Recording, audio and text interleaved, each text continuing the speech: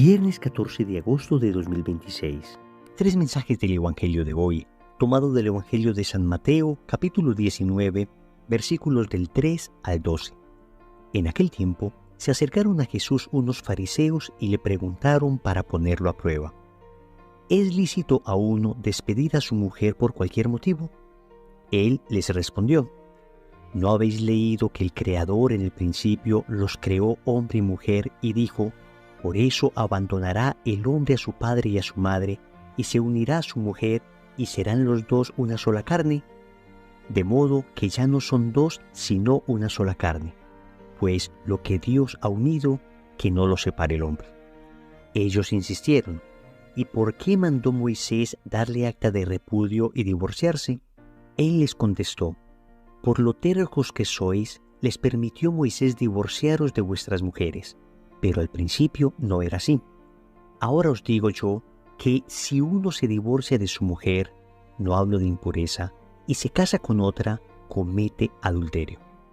Los discípulos le replicaron: si esa es la situación del hombre con la mujer, no trae cuenta casarse. Pero él les dijo: no todos pueden con eso, solo los que han recibido ese don. Hay eunucos que salieron así del vientre de su madre, a otros los hicieron los hombres, y hay quienes se hacen eunucos por el reino de los cielos. El que pueda con esto, que lo haga. Palabra del Señor. Gloria a ti, Señor Jesús. Queridos amigos, nos encontramos hoy con un tema bien fascinante. El tema de la pureza, el tema del matrimonio, el tema de estar con una persona hasta que la muerte los separe. Vamos a meditar tres mensajes de ese Evangelio. Primero, el Evangelio es exigente. Segundo, lo que Dios ha unido, que no lo separe el hombre. Tercero, pureza, custodia del amor. Vamos con el primer punto. El Evangelio es exigente. Querida familia, noten que en el contexto de este diálogo que el Señor tiene tanto con los fariseos como con sus discípulos, estos últimos le dicen al final: si esa es la situación del hombre con la mujer, no trae cuenta casarse. De alguna manera le están diciendo: lo que propones es algo difícil. Y efectivamente, vivir el Evangelio como lo propone el Señor, en ocasiones cuesta dificultad, en ocasiones nos implica renuncias. Es que debemos ser sinceros. Dios no se ha revelado para darnos lo que nos gusta, sino para darnos lo que necesitamos, lo que nos libera. En el Evangelio de San Juan, capítulo 8, versículo 31, el Señor dijo: la verdad os hará libres. Pero en ninguna parte del Evangelio dice: la verdad siempre les gustará. Amigos, el Señor no está aquí para consentir nuestros gustos, sino para mostrarnos el camino del bien. En ocasiones, lo que escuchamos nos gustará, será fácil practicarlo, pero en otras ocasiones será exigente y no le gustará a nuestra sensibilidad, menos cuando somos conscientes de que estamos heridos por el pecado original y tenemos ciertas tendencias que nos arrastran hacia abajo. El Señor, en cambio, con el Evangelio, nos impulsa a mirar hacia arriba, a caminar cuesta arriba. Y hay una gravedad que nos sigue alando hacia abajo. Hay algo que nos sigue diciendo: no sigas ese camino tan exigente, sigue mejor el camino de la comodidad. No sigas la verdad, más bien quédate con la mentira. No ames la pureza, más bien sigue con la lujuria. No vayas a confesarte, más bien sigue en el pecado. Ven, tenemos tentaciones. Si esto es así, ¿cómo se hace entonces para vivir el Evangelio? Si es que seguimos siendo tan débiles y el Evangelio es tan exigente, ¿cómo lograr vivir lo que el Señor nos enseña? Queridos amigos, pidiendo la gracia. Óyeme bien, debemos pedir la gracia. ¿El Evangelio es exigente? Sí, pero la gracia es abundante. El Evangelio es exigente, pero la gracia es abundante. Por eso al final del Evangelio el Señor le dirá a sus apóstoles que esto lo pueden vivir quienes tienen el don. Es decir, no es tu propia fuerza. San Agustín repetía una y otra vez: Señor, dame lo que me pides y pídeme lo que quieras. Y esta debería ser una consigna permanente en nuestra vida. Claro que el Evangelio es exigente. ¿Qué tal que no lo fuera? ¿Qué tal que el Evangelio se acomodara a nuestra mediocridad? ¿Qué tal que el Evangelio se acomodara a los estándares de un mundo tan cambiante como el nuestro? El Evangelio es exigente, pero la gracia de Dios es abundante. Y no vamos a vivir nosotros por nuestra propia fuerza el Evangelio, sino que la gracia de Dios nos ayudará a vivirla. Señor, dame lo que me pides y pídeme lo que quieras. Y cuando escuchemos algo que por nuestra propia fuerza no seamos capaces de vivir, no vamos a desesperarnos. No vamos a decirle al Señor, es imposible, no soy capaz. Porque efectivamente, solos no somos capaces, pero con la gracia sobreabundante de Dios sí que lo podremos hacer. Le vamos a decir a Dios, Señor, dame lo que me pides y pídeme lo que quieras. Tú me estás pidiendo que sea puro, yo solo no soy capaz, pero si tú me das la gracia de ser puro, yo seré puro. Me estás pidiendo que sea humilde, yo no soy capaz, yo exploto frecuentemente en arranques de ira, pero si tú me das la gracia de ser humilde, entonces yo seré humilde. Obviamente el Señor me mostrará caminos para vivir esa humildad. Obviamente el Señor me ayudará pacientemente a conquistar estas virtudes. Pero escúchame, díselo una y otra vez al Señor. Dame lo que me pides y pídeme lo que quieras. Es exigente el Evangelio, pero es abundante la gracia de Dios. Segundo, lo que Dios ha unido, que no lo separe el hombre. El Evangelio tiene esta tremenda frase que de alguna manera hemos escuchado, repetido y tal vez no hemos entendido lo suficiente. Noten que el Señor le dice a los apóstoles, ahora os digo yo, que si uno se divorcia de su mujer, no hablo de impureza, y se casa con otra, comete adulterio. Vamos a ver, este es un tema bastante complejo y es un tema que necesita tratarse con toda sinceridad, porque tenemos en este momento una situación en la iglesia y es que se está cayendo en un falso concepto de misericordia, como si la misericordia fuera dejar a una persona en su pecado.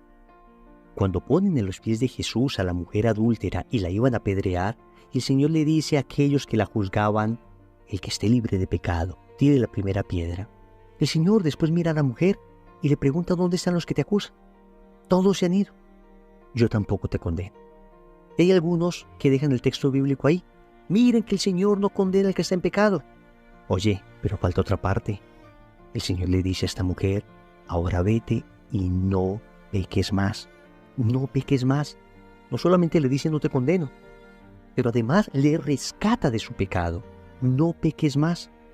Por esa razón, cuando tenemos situaciones complicadas en la iglesia, personas, por ejemplo, divorciadas vueltas a casar, personas que viven en unión libre, o personas que bajo cualquier circunstancia se encuentran en una situación de pecado, en una situación irregular, no podemos renunciar a proclamar la verdad del Evangelio a esa persona. Y la verdad del Evangelio, repetimos, es exigente. Eso sí, debemos hacerlo con toda la misericordia del mundo.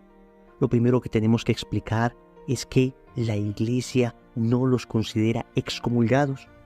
Cuando se habla de excomunión, se habla de la exclusión de una persona de la comunidad eclesial. A nadie se le está excomulgando porque está en pecado. No se le está diciendo a la persona, tú ya no eres de la iglesia, no vuelvas a la misa, no puedes venir a los grupos de oración. La excomunión es, repito, una exclusión de la persona de la vida comunitaria, de la vida parroquial, de la vida eclesial. Que no pueda comulgar la persona, que no pueda recibir el sacramento de la Eucaristía, no significa que esté excomulgado, significa que no puede comulgar. Pero repito, la excomunión es distinto a no poder comulgar. Una persona que está excomulgada evidentemente no puede comulgar, pero hay personas que por la situación en que se encuentran no pueden comulgar y sin embargo no están excomulgadas, no están expulsadas de la comunión eclesial, no están excluidas de la comunión eclesial. ¿Qué significa esto? Que las personas que se encuentran en esa situación siguen siendo hijos de la iglesia, hijos amados, por los que la iglesia sigue orando para que pronto encuentren la solución a esa situación. Lo que no puede suceder es que si yo me encuentro en esta situación, me llene de ira, de soberbia y le diga a la iglesia, déjame comulgar, como si la iglesia tuviera potestad para cambiar las palabras de Cristo. Amigos, la iglesia es custodia de la palabra de Cristo y por consiguiente no puede cambiar la palabra de Cristo. Todo lo contrario, la debe custodiar, repito. ¿Qué hay que hacer entonces? Entender que existen muchos caminos de misericordia. Uno de estos caminos para las personas que están divorciadas, vueltas a casar, para las personas que por alguna razón no se han casado todavía pudiendo hacerlo, es la castidad. vivir la castidad, vivir como hermanos.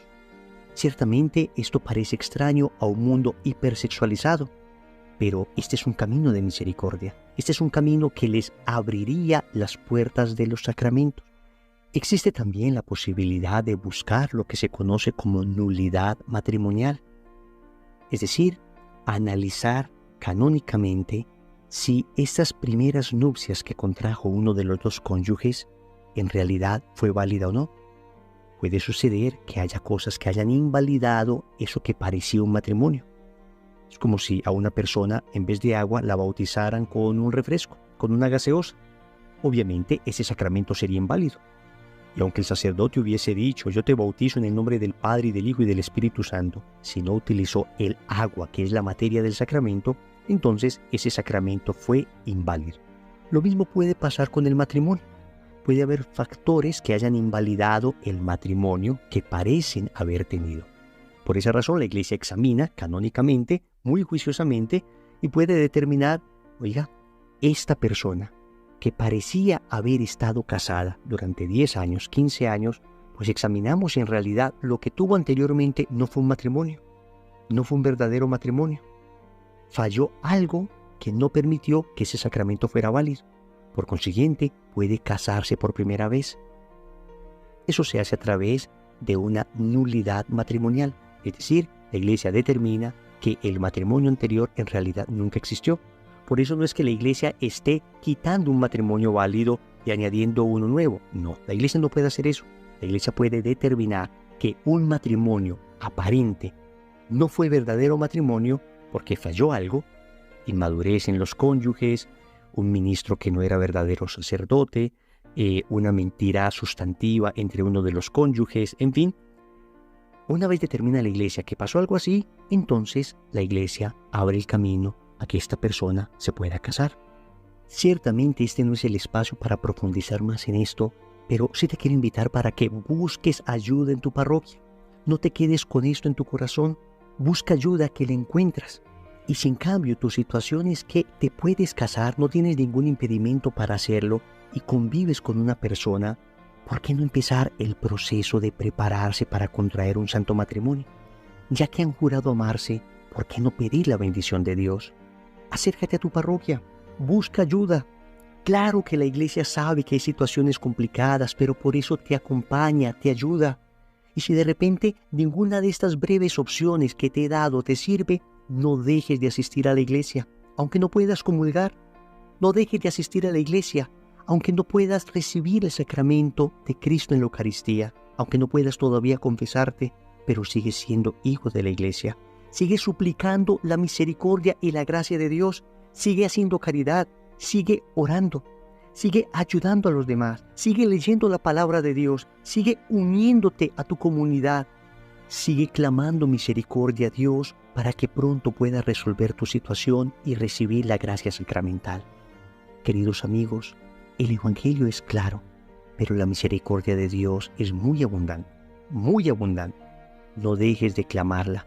Que créanme, a lo largo de estos más de 20 años de apostolado, he visto claramente frente a mis ojos cómo Dios abre caminos impensados de misericordia, de gracia para aquellos que la piden. Tercero, pureza, custodia del amor. Noten cómo termina el Evangelio. No todos pueden con eso, solo los que han recibido ese don. Hay eunucos que salieron así del vientre de su madre, a otros los hicieron los hombres, y hay quienes se hacen eunucos por el reino de los cielos.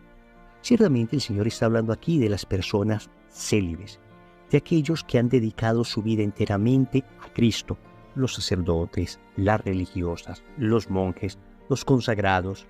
Pero podemos extender esto también para nosotros, toda vez que la pureza es una virtud que debe ser vivida por todos. Óyeme bien. Esto de la pureza no es solamente para algunas personas que han consagrado su vida a Cristo. Todos, por bautismo, tenemos nuestra vida consagrada a Cristo. Lo que pasa es que algunos vivirán la pureza, la castidad, de manera celibataria, no teniendo intimidad sexual con nadie. Otros que estamos llamados a la vida matrimonial, viviremos la pureza dentro de una sana sexualidad. Pero la pureza es indispensable para amar de verdad. La pureza custodia el amor verdadero. Del Evangelio de San Mateo, capítulo 5, versículo 8, en el contexto de las bienaventuranzas, el Señor dice: bienaventurados los limpios de corazón, porque ellos verán a Dios. La limpieza, la pureza de corazón es tan necesaria para ver a Dios, no solo en el cielo, sino incluso en la tierra. Cuando tienes limpio el corazón, cuando tienes pureza de alma, de vista, de cuerpo, cuando tienes pureza de sentimientos, entonces aprendes a ver a Dios en la creación.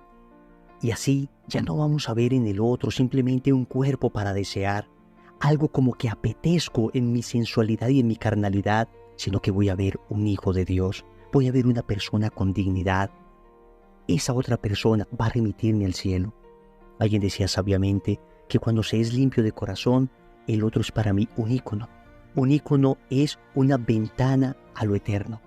Veo a la otra persona y esta persona me remite a Dios. En cambio, cuando no soy puro de corazón, en el otro ya no veo a un ícono sino a un ídolo, y termino idolatrando su cuerpo, y termino idolatrando la sexualidad, y termino idolatrando el placer, y entonces termino usando a la otra persona. Amigos, las personas se aman, las cosas se usan.